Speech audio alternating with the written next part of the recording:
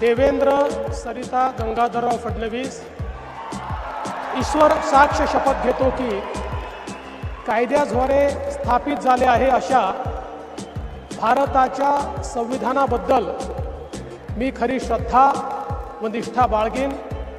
मी भारताची सार्वभौमता व एकात्मता उन्नत राखीन।